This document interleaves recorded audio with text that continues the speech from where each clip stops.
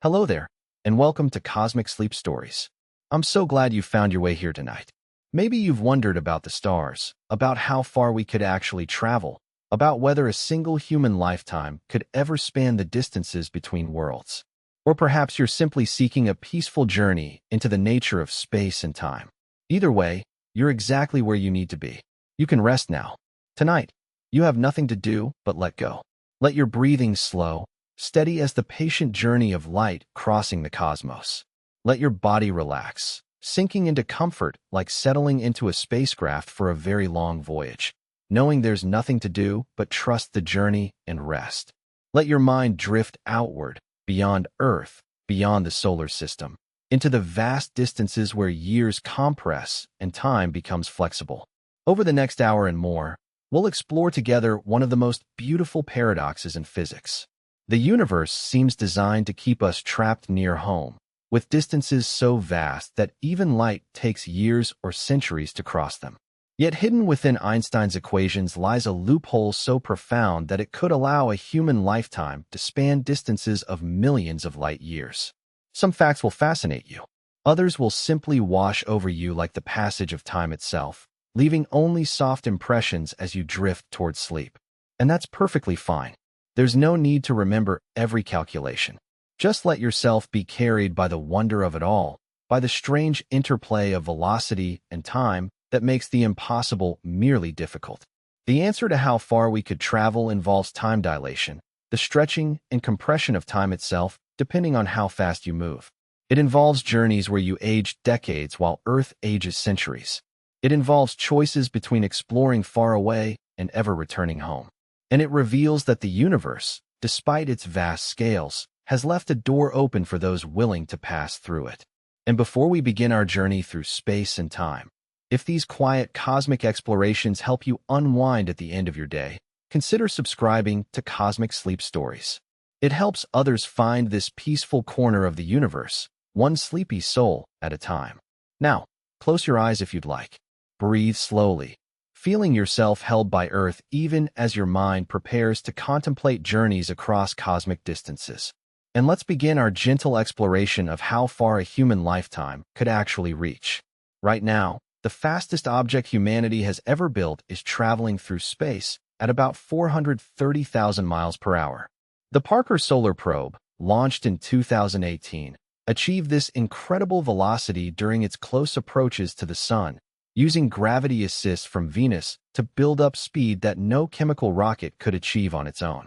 At this velocity, you could circle Earth in under 4 minutes. You could cross the entire United States in less than 30 seconds. It's a speed so extreme that no human could survive aboard, not because of the speed itself, but because the trajectory passes close enough to the Sun to experience temperatures exceeding 2,500 degrees Fahrenheit. This represents the absolute pinnacle of human engineering. Decades of technological development, billions of dollars, thousands of experts, all coming together to move something faster than we've ever moved anything before. And yet, even this extraordinary velocity reveals a crushing truth about cosmic distances. At 430,000 miles per hour, the Parker Solar Probe would require approximately 6,600 years to reach Proxima Centauri, our nearest stellar neighbor, at just 4.24 light-years away. A journey that began when the ancient Sumerians first invented writing would only now be approaching its destination. A human lifetime spans roughly 80 years. Traveling at humanity's current maximum speed, you could cover barely more than 1% of the distance to the closest star before your life ended. The mathematics become even more sobering when you calculate what 80 years of travel at this record-breaking speed would actually accomplish. Traveling continuously for an entire human lifetime at 430,000 miles per hour would carry you approximately 3 trillion miles. That sounds vast until you measure it against cosmic scales. 3 trillion miles equals roughly 0.05 light-years. The nearest star system sits more than 80 times farther away. You would spend your whole existence traveling and never come close to leaving our stellar neighborhood. The distances between stars seem specifically designed to prevent travel, to keep each stellar system isolated in its own island of space, forever separated from its neighbors by gaps so wide that crossing them appears impossible. As you rest now, let yourself feel the scale of these distances, not with anxiety or frustration, but with a kind of peaceful acceptance. The universe is vast. The spaces between stars are almost incomprehensibly empty. And yet, as we'll discover, this apparent barrier contains a loophole, a way through that Einstein discovered over a century ago. Let your breathing match the patient pace of cosmic journeys. There's no hurry, no rush. The stars have been there for billions of years and will remain for billions more. And the physics that governs how we might reach them is beautiful, elegant, and surprisingly permissive for those willing to pay the price it demands. The Voyager 1 spacecraft provides another perspective on what decades of actual space travel accomplish. After more than 47 years of continuous journey, Voyager has covered approximately 15 billion miles. This distance took nearly half a century to achieve, and the probe continues adding to its record every second. Voyager 1 officially entered interstellar space in 2012, crossing the heliopause where the sun's solar wind loses its battle against the interstellar medium. Headlines proclaimed that it had left the solar system. But this is misleading. The probe escaped the sun's magnetic influence, but remains firmly within its gravitational domain. It will not pass beyond the Oort cloud, the true edge of the solar system, for another 30,000 years. 15 billion miles represents less than 0.003% of the distance to the nearest star. If the journey to Proxima Centauri were a cross-country road trip from New York to Los Angeles, Voyager would have traveled roughly 100 feet in 47 years. You would still be standing in your driveway after half a century of continuous driving. Your neighbors would watch you age from youth to retirement while your car remained visible from their windows. This is the scale we're working with. Distances so vast that our fastest probes barely move against their backdrop. Light itself takes over 4 years to reach Proxima Centauri, traveling at 186,000 miles per second. Voyager's 47-year journey equals less than 1 day of light travel. And yet, within the equations that describe light's motion lies the key to everything, the loophole that makes interstellar travel theoretically possible within a human lifetime. Let yourself drift now, not worrying about the mathematics or the engineering challenges. Just appreciate that the universe has rules, and those rules, while they create barriers, also create possibilities. The same physics that makes the stars seem unreachable also provides a way to reach them. In 1905, a 26-year-old patent clerk named Albert Einstein asked a simple question. What would happen if you could ride alongside a beam of light? What would you see? How would time pass? The answers he found contradicted everything human intuition suggested about motion and time and distance. Einstein began with a premise so simple it seemed trivial. The speed of light in a vacuum remains constant for all observers, regardless of how fast those observers are moving. Whether you stand still or race through space at half-light speed, you will always measure light traveling at exactly the same velocity. From this single premise, Einstein derived consequences that shattered common sense. If the speed of light must remain constant for all observers, then something else must change. That something turned out to be time itself. Clocks aboard moving vessels tick slower than identical clocks remaining stationary. This effect, called time dilation, seemed absurd when first proposed. How could time, that most fundamental quantity, flow at different rates depending on velocity? Yet the mathematics proved inescapable.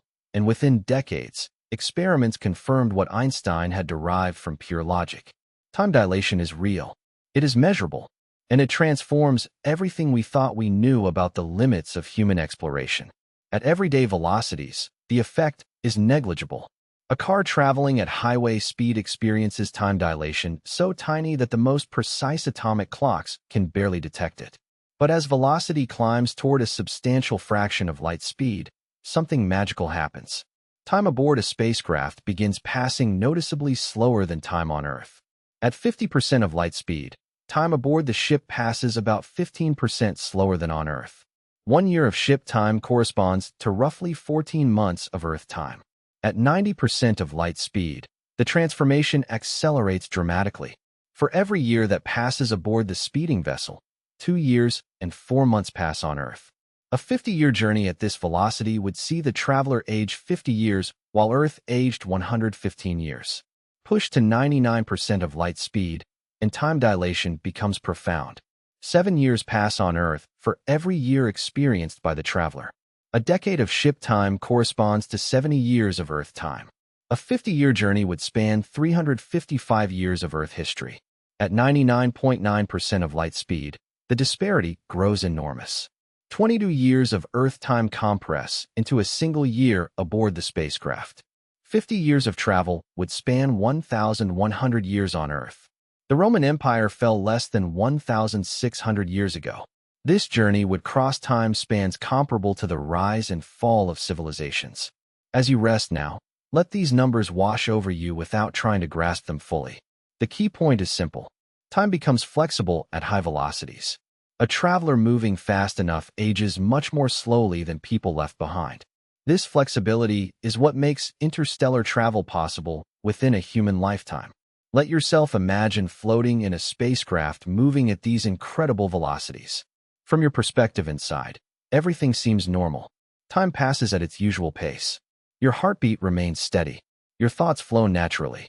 But outside, through some mysterious quality of the universe, time is passing faster.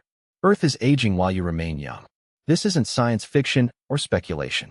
This is verified physics, confirmed by countless experiments, encoded in equations that work with perfect precision.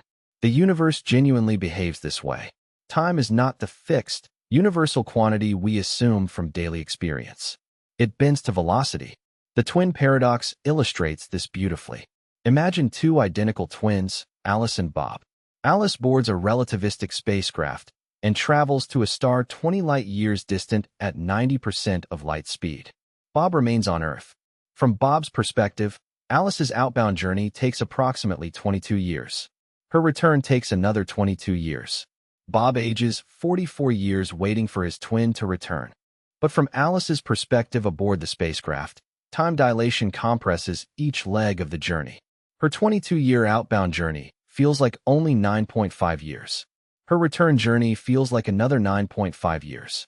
Alice experiences only 19 years of travel, while Bob experiences 44. When Alice returns to Earth, she is 19 years older than when she left.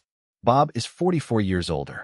The twins who were born on the same day are now separated by 25 years of biological age. Alice's hair might show the first hints of gray, while Bob's has gone completely white. Alice might still be building her career while Bob is planning retirement. This isn't a thought experiment. This is what the equations predict would actually happen. This scenario has been verified experimentally using precise atomic clocks. In 1971, physicists flew cesium atomic clocks around the world on commercial airliners and compared them to identical clocks that remained stationary. The flying clocks gained approximately 270 nanoseconds compared to the stationary clocks, exactly as relativity predicted. The effect was tiny because airplane velocities are tiny compared to light speed. But the effect was real, measurable, and confirmed Einstein's century-old predictions. Time dilation creates strange possibilities for relativistic travelers beyond simple aging differences. Information from Earth could reach travelers during their journey, allowing them to receive news and messages from home. But travelers would receive this information compressed in time, with years of Earth broadcasts arriving during months of ship time. They could watch decades of Earth history unfold during their journey, seeing children grow to adults in accelerated playback. Communication in the opposite direction faces different challenges. Messages sent from the spacecraft would take years to reach Earth, and Earth's responses would take years to return. A traveler at 99% of light speed journeying to a star 100 light-years distant would experience the trip in approximately 14 years. But any message sent 1 year into the journey would take decades to reach Earth. The visual experience of relativistic travel would be equally strange. Light arriving from ahead of the spacecraft becomes blue-shifted, its frequency increased by the Doppler effect. Stars ahead would shift from their normal colors toward blue, then ultraviolet, then X-ray frequencies as velocity increases. Light from behind the spacecraft experiences the opposite effect. Stars in the rear become redshifted, their light stretched to longer wavelengths. They would shift from visible colors to infrared, then to radio frequencies, eventually becoming undetectable. Relativistic aberration further distorts the traveler's view. Light arriving from the sides appears to come from ahead, compressed into a narrowing cone in the direction of travel. At 90% of light speed, most of the visible universe bunches into a circle spanning roughly 60 degrees ahead of the spacecraft. At 99%, this circle shrinks to approximately 16 degrees. At even higher velocities, the entire cosmos collapses into a brilliant point of light directly ahead, with utter darkness behind. The familiar constellations would be unrecognizable, their patterns distorted beyond recognition by the traveler's extreme velocity. As you rest now, let yourself imagine that distorted view, not with anxiety, but with wonder. The universe would look completely different to someone moving at near light speed, revealing that our familiar perspective is just one way of seeing things, valid for our velocity, but not universal. Let that flexibility extend to your consciousness as it approaches sleep. Your waking perspective is just one mode of experiencing reality. Sleep offers another mode, equally valid, where time feels different, where the normal rules of consciousness don't apply, where you can experience things impossible in the waking world. Consider a journey to Vega, one of the brightest stars in our night sky, lying approximately 25 light-years from Earth. At conventional spacecraft velocities, reaching Vega would require hundreds of thousands of years. No human could survive even a tiny fraction of such a journey. But at 99% of light speed, with significant time dilation, the calculation transforms completely. From Earth's perspective, the journey takes approximately 25 years. Light speed is light speed, and you cannot exceed it. But from the traveler's perspective, time dilation compresses this duration by a factor of 7. The subjective journey time drops to roughly 3.5 years. You could travel to Vega, spend time exploring any planets orbiting that brilliant star, and return to Earth having aged only 7 years, while 50 years passed at home. Your children would be middle-aged when you returned from a journey that felt like a long but manageable expedition. Push velocity to 99.9% of light speed, and the numbers become even more remarkable. The same 25-year journey to Vega compresses to barely over 1 year of subjective time. You could visit Vega and return before your second birthday aboard the ship, while Earth aged 50 years. The Pleiades star cluster, that famous grouping of hot blue stars visible in winter skies, lies approximately 440 light-years from Earth. At 99.9% of light speed, the subjective journey time drops to approximately 6 years. You could travel to one of the most famous star clusters in human mythology and return having aged perhaps 15 years, while Earth aged nearly 900 years. The center of our galaxy lies approximately 26,000 light-years away. A supermassive black hole containing 4 million times the mass of our Sun lurks there, surrounded by dense star clusters and phenomena found nowhere else in the Milky Way. At extreme relativistic velocities, this becomes reachable within an extended but plausible human lifetime. At velocities where time dilation becomes truly extreme, the galactic center could be reached in approximately 37 years of ship time. A traveler could leave Earth at age 25, journey to the supermassive black hole at the heart of our galaxy, and arrive having aged to 62. They would return to find that over 52,000 years had passed on Earth, but they themselves would have lived a normal human lifespan. The Andromeda Galaxy presents the ultimate test of relativistic travel. At 2.5 million light-years distance, Andromeda represents the nearest major galaxy to our own. Its trillion stars form a spiral structure larger than the Milky Way, potentially harboring countless worlds and perhaps other civilizations. Yet at velocities where time dilation becomes extreme enough, where the gamma factor that describes time compression reaches into the millions, the subjective journey time to Andromeda drops to approximately 2.5 years. A traveler could cross the void between galaxies and experience the journey as lasting less time than a typical graduate program. Earth would age 2.5 million years during this journey. Human civilization would likely be unrecognizable or extinct upon return, but the traveler themselves would have aged only a few years. This reveals a profound truth. The universe has not designed barriers to prevent cosmic exploration. Time dilation provides a mechanism that could carry human consciousness across distances that light requires millions of years to traverse. As you drift now, let yourself feel both the wonder and the melancholy of this. The physics permits journeys across cosmic distances within a single lifetime, but it doesn't permit returning to the world you left. Every journey becomes a journey forward through time. You can reach distant stars, but you cannot come home to your own era. Let that bittersweet truth settle gently. There's no need to solve it or fix it. It's simply how the universe works. The same time dilation that makes vast distances reachable also severs the connection between traveler and home. It's a trade-off, a price the universe demands for passage to the stars. And perhaps that's okay. Perhaps some explorers would accept that bargain, choosing to see wonders that no one from their time could witness, even at the cost of never returning to the people and places they knew. It's a profound choice, one that makes interstellar travel fundamentally different from any exploration humanity has ever undertaken. But why do these extraordinary velocities require such extraordinary energy? The answer lies in another of Einstein's insights, encoded in the most famous equation in physics. E equals mc squared tells us that mass and energy are equivalent, interchangeable aspects of the same underlying reality. As an object accelerates toward light speed, something strange happens. The object begins behaving as though it has more mass than it started with. This relativistic mass increase grows more pronounced as velocity increases. At 50% of light speed, an object behaves as though it has about 15% more mass than at rest. At 90% of light speed, the effective mass has more than doubled. At 99%, it has increased by a factor of 7. Each increment of additional velocity requires not just more energy, but exponentially more energy. The relationship follows the same factor that governs time dilation, but working against the traveler rather than for them. This explains why the speed of light represents an absolute barrier. As velocity approaches light speed, effective mass approaches infinity.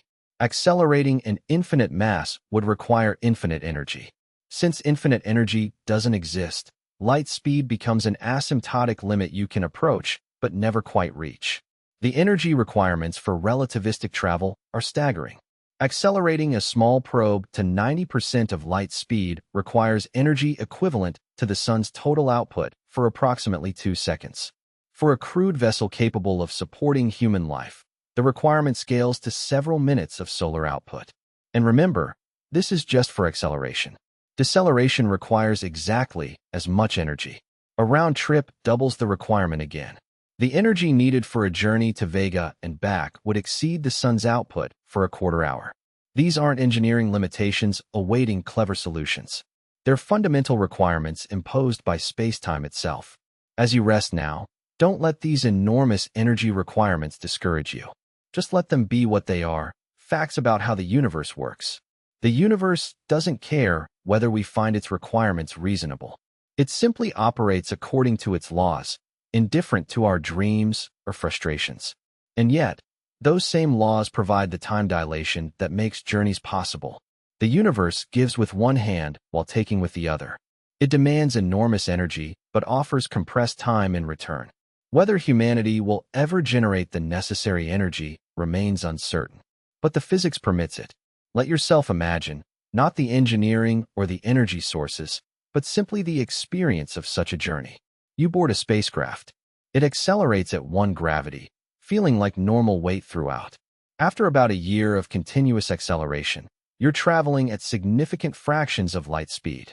Time outside begins passing noticeably faster than time aboard the ship. You reach the midpoint of your journey, flip the spacecraft, and begin decelerating at 1 gravity. The stars ahead, which have been blue shifted by your motion toward them, slowly return to their normal colors. The stars behind, which had been red shifted, do the same. The journey feels long but manageable, years passing in what feels like their normal pace. Then you arrive. You step out onto a world orbiting another star. You look up at an alien sky with unfamiliar constellations. And you know that everyone you left behind has aged far more than you have, that the world you departed no longer exists in the form you knew it. Is it worth it? That's a question each traveler would have to answer for themselves. The universe offers the possibility, but demands a price. You can reach the stars, but you cannot bring the stars to your own time. You can explore distances beyond imagination, but you cannot share what you find with the people who made your journey possible. Let these thoughts drift through your mind without needing to resolve them. There are no wrong answers, only different values and different choices. Some would leap at the chance despite the cost. Others would prefer to stay, to remain connected to their own time and place, even if it means never seeing what lies beyond. And as you continue drifting towards sleep, let yourself appreciate that we live in a universe where such choices might someday be real, where the physics permits journeys across cosmic distances, where time becomes flexible enough to compress a million-year journey into a few decades of subjective experience. What technologies might actually achieve the velocities necessary to exploit time dilation? What engines could deliver the stupendous energy requirements relativistic travel demands? The possibilities range from the nearly practical to the purely theoretical. Nuclear pulse propulsion, proposed seriously in the 1950s and 60s, would use nuclear explosions for thrust. Small atomic bombs ejected behind a spacecraft and detonated at carefully calculated distances, with a massive pusher plate absorbing the momentum and shock absorbers converting violent impulses into tolerable acceleration. This concept was actually tested with conventional explosives, proving the basic physics works. Calculations showed it could potentially reach 10 to 15% of light speed, enough for time dilation to become noticeable, though not enough for the dramatic compressions that make distant stars accessible within a lifetime. Antimatter propulsion offers energy density that dwarfs all other known fuel sources. When matter meets antimatter, both annihilate completely, converting 100% of their combined mass into energy. This is roughly 140 times more efficient than fusion and 1,000 times better than fission. A single gram of antimatter annihilating with a gram of matter releases energy equivalent to the Hiroshima bomb. With antimatter, achieving relativistic velocities becomes mathematically plausible rather than requiring more fuel than exists in the universe. The insurmountable obstacle is production. Antimatter must be manufactured through particle accelerator collisions requiring enormous energy inputs. Current global antimatter production totals perhaps 10 to 20 nanograms per year. Building up enough for a single interstellar probe would require billions of years at current rates. Fusion propulsion represents perhaps the most realistic near-term path to velocities where time dilation becomes meaningful. Nuclear fusion, the process that powers the sun, could theoretically accelerate spacecraft to 10 or 15% of light speed with reasonable fuel ratios. At 15% of light speed, journeys to nearby stars become possible within a century or so, though time dilation at this velocity provides minimal benefit. The traveler experiences essentially the same duration as Earth measures. Useful, but not transformative. Beamed energy systems, using powerful lasers to push lightweight sails, offer another approach. The Breakthrough Starshot project proposes using ground-based laser arrays to accelerate tiny spacecraft to 20% of light speed. At this velocity, Alpha Centauri becomes reachable in about 20 years. The fatal limitation is deceleration. A laser-propelled sail cannot slow down at its destination because no laser exists there to push back against. The spacecraft flashes through the target system at high velocity, having minutes to conduct observations before departing forever. For robotic probes seeking photographs, this might suffice. For human travelers wishing to stop and explore, this approach fails completely. Some method of onboard deceleration would be needed, adding mass and complexity that undermine the advantages of beamed propulsion. As you rest now, let all these technical details fade into background. The specifics don't matter for sleep. What matters is the general truth they point toward. We can imagine ways to achieve high velocities. None are easy. All require capabilities beyond current technology, but none violate known physics. Let yourself appreciate that distinction. The universe permits relativistic travel. It doesn't make it easy. It demands enormous energy and extraordinary engineering, but the fundamental laws allow it. The barrier is technological, not physical. That's profoundly different from being impossible. And now, let's contemplate what happens when we assume perfect propulsion, when we ask not what velocities technology might achieve, but what distances physics itself permits a human lifetime to encompass. This reveals both the ultimate potential and the ultimate limits of exploration. Imagine a civilization where propulsion has become essentially perfect. Energy is unlimited. Acceleration to any desired velocity occurs effortlessly. The engineering challenges that consume our current efforts have been solved completely. What then becomes the limit on how far a human could travel? The answer emerges not from engineering, but from the structure of the universe itself. Even with perfect propulsion, cosmic geometry imposes boundaries. The universe is not a static container through which travelers move. It's a dynamic entity that stretches and grows, carrying galaxies apart like raisins in rising bread dough. This expansion creates horizons beyond which no traveler can venture, regardless of velocity or lifespan. The observable universe extends approximately 46.5 billion light-years in every direction, containing about 2 trillion galaxies. But the observable universe is not the same as the reachable universe. The cosmological event horizon defines the true boundary. This horizon, currently approximately 16 to 17 billion light-years from Earth, marks the maximum distance any signal or traveler departing today could ever reach, given infinite time and unlimited velocity.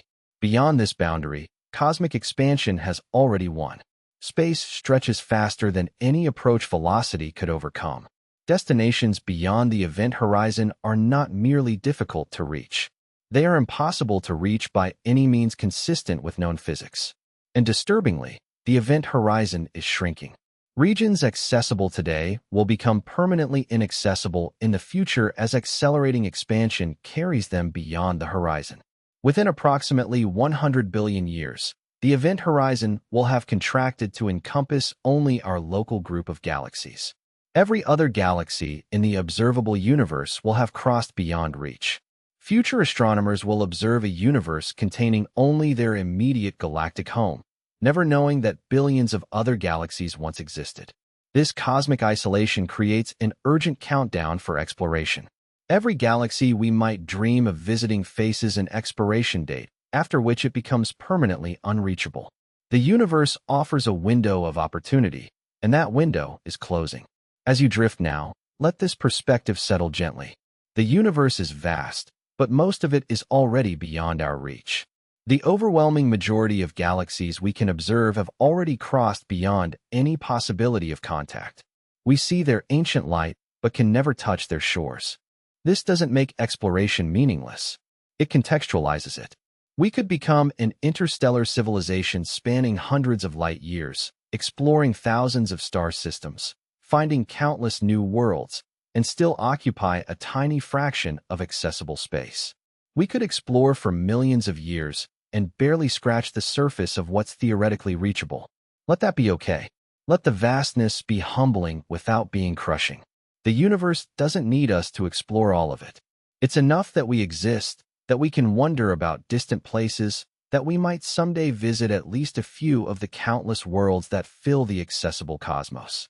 Within these constraints, what distances could a human lifetime actually span? At 99.9% of light speed, 50 years of subjective time corresponds to over 1,000 years of Earth time, crossing approximately 1,100 light years. This encompasses millions of star systems and perhaps 10 billion potentially habitable planets. At 99.99% of light speed, those same 50 subjective years span approximately 3,500 light years, carrying a traveler nearly halfway to the galactic center. At 99.999%, 50 years spans 11,000 light years. A person could theoretically traverse significant portions of our galaxy within an extended but plausible lifetime. Push the velocities even more extreme, and intergalactic travel enters the realm of theoretical possibility. The Large Magellanic Cloud, a satellite galaxy orbiting 160,000 light-years distant, becomes reachable in 50 years of ship time at sufficiently high velocities. Andromeda, at 2.5 million light-years, could theoretically be reached in decades of subjective time. Though the traveler would return to find Earth aged by millions of years, human civilization long gone or transformed beyond recognition.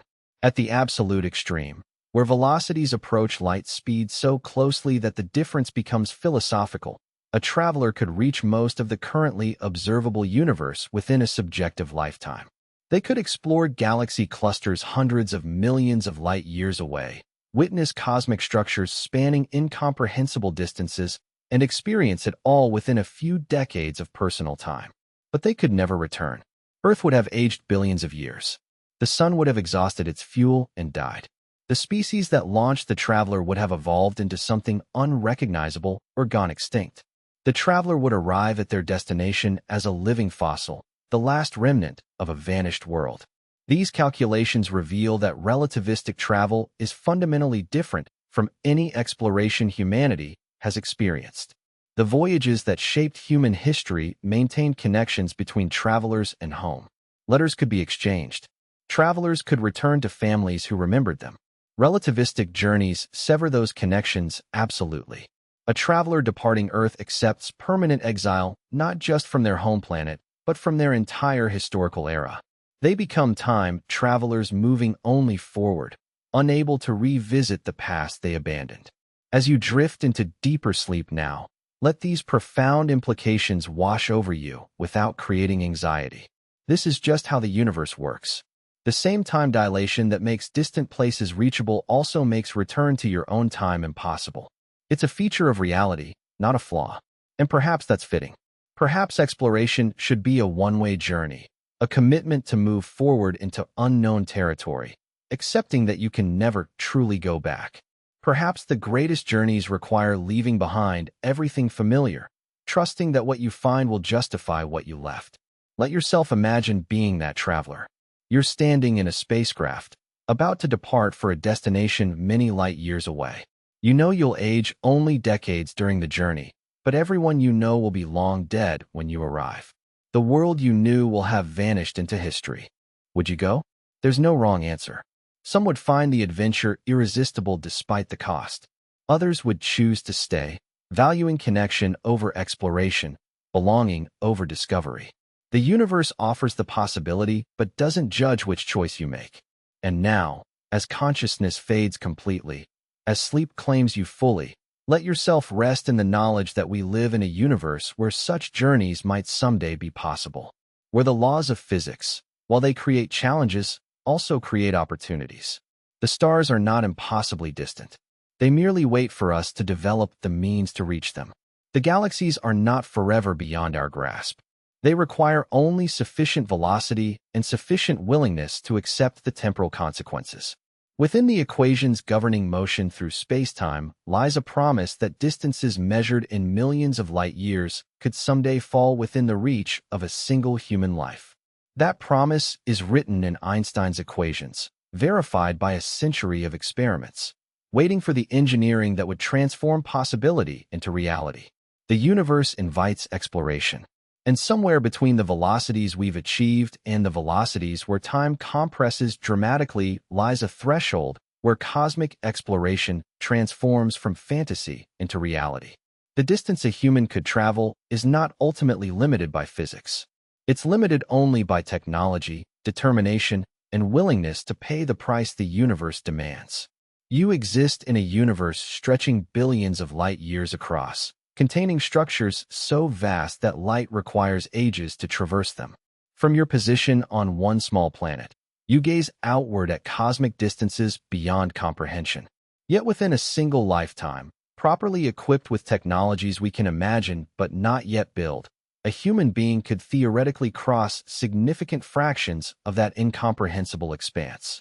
The universe has not built walls around humanity. It has built highways stretching toward every horizon.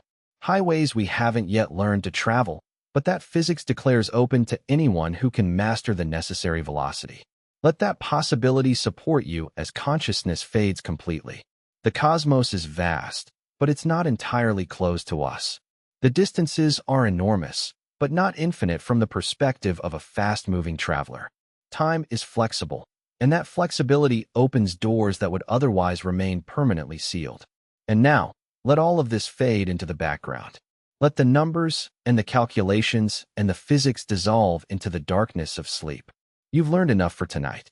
You understand the possibility, the barrier, and the loophole. You know that the universe permits journeys across cosmic distances within subjective human lifetimes. That knowledge can rest now. It can integrate into your unconscious understanding without requiring active thought. And you can simply be here, now, in this moment, breathing slowly, feeling peaceful, letting consciousness fade into the comfortable darkness of deep sleep. The stars will still be there tomorrow, still distant, still beckoning. The laws of physics will continue operating whether you're awake or asleep. The universe will maintain its structure, its expansion, its flexibility around velocity and time. And you can rest, knowing that someday, someone might make those impossible journeys, might cross those impossible distances, might discover what lies beyond the islands of light we can see from here. But that's not your concern tonight. Tonight, your only task is to sleep, to rest, to let the day end and the restoration begin. Let everything we've explored fade into dreams or into dreamless darkness. Let the cosmic distances compress into nothing as consciousness compresses into sleep. The journey you're taking now is internal, not external, across the landscape of sleep rather than the landscape of stars. And this journey requires no engineering, no energy sources, no velocity calculations. Just surrender, just letting go, just allowing sleep to arrive and carry you wherever it takes you. Good night.